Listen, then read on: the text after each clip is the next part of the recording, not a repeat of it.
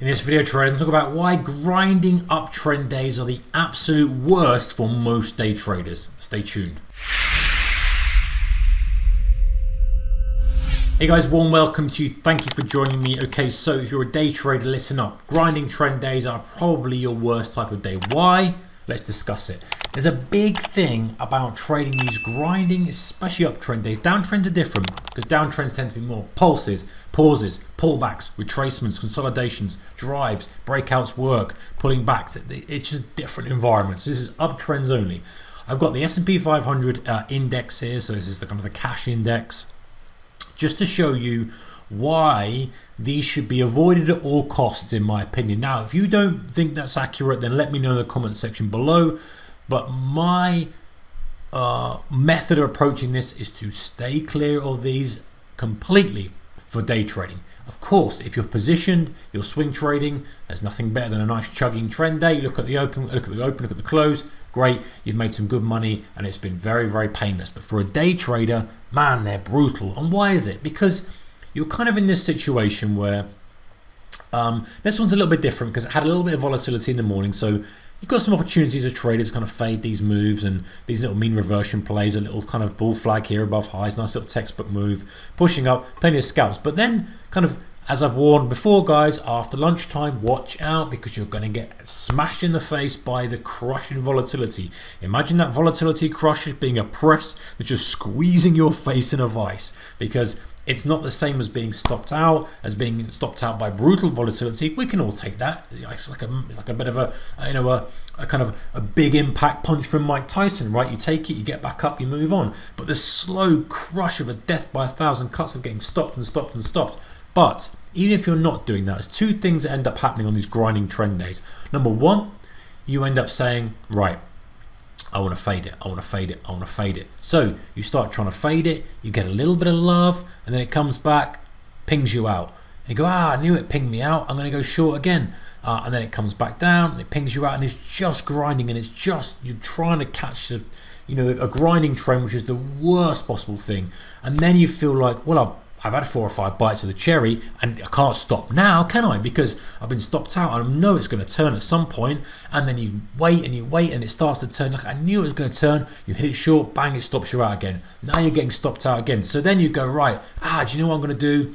It's right near the end of the day. I'm going to buy it. I've been showing all day long. It's obviously going to close at highs. You end up buying it. The thing stops you out to the downside. This is the most brutal thing, guys, for emotional capital and, of course, financial capital. And I've learned the hard way, guys. Hundreds of thousands of pounds that I probably spent making this mistake during my trading career, during my learning curve, is just sickening. But hey, we sometimes have to go through these things.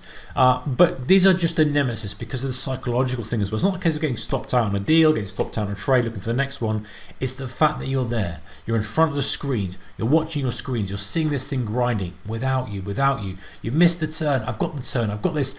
The best thing, and also, even if you're thinking of the other side of the coin, you're saying, I want to buy this. I want to buy this. When do I buy this? When do I buy it? Most of the time, guys, the breakouts don't go that far, or they fake out, or you end up buying it and it pulls back on you.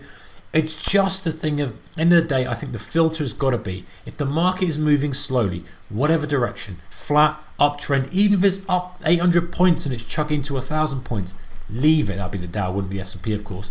Leave it. Walk away. Come back when you've got your edge.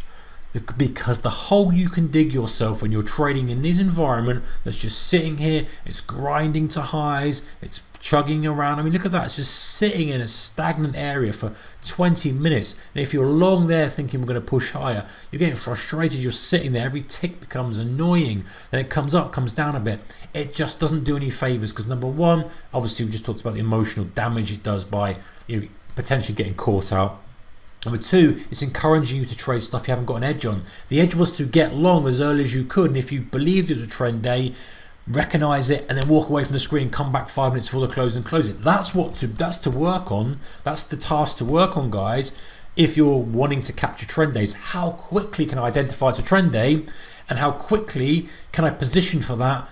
Once you've identified it too late, you're too far gone. You're pointless. Your risk reward is horrible. You're buying at highs. Where's your stop going to be? Under that low? What's your risk reward? Hardly even worth it. So it's not getting frustrated by these, or identifying them as quick as possible and leaving them and not getting involved in them, like I say, or positioning and trying to get positioned as early as possible.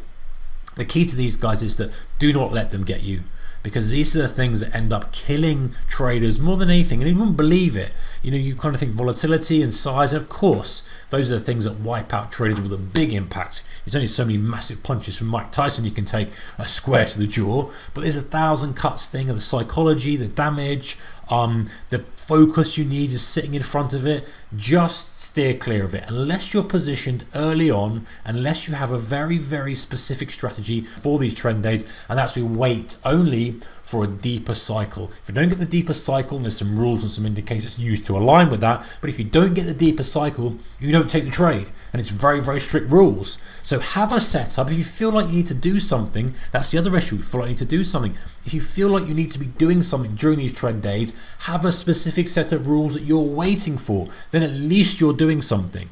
You're doing something. I'm waiting for this to unwind, I'm waiting for this to set up, I'm waiting for this pattern to occur. Then your brain's going, well, actually you're doing something active, rather than sitting there going, it's going without me, it's going without me, it's going without me, I'm not on it, should be fading this, should be going with it, and getting the confusion. At least then you feel like you're being proactive. That's another way of doing it. Or even better, just standing aside and focusing on what you're good at. What you're good at, double down on that, leave the stuff, the grinding trend days, for someone else who happens to be one of those rare people who loves the grinding trend days, can get on them and sit on them and hold them and hold them and hold them, and make lots of money.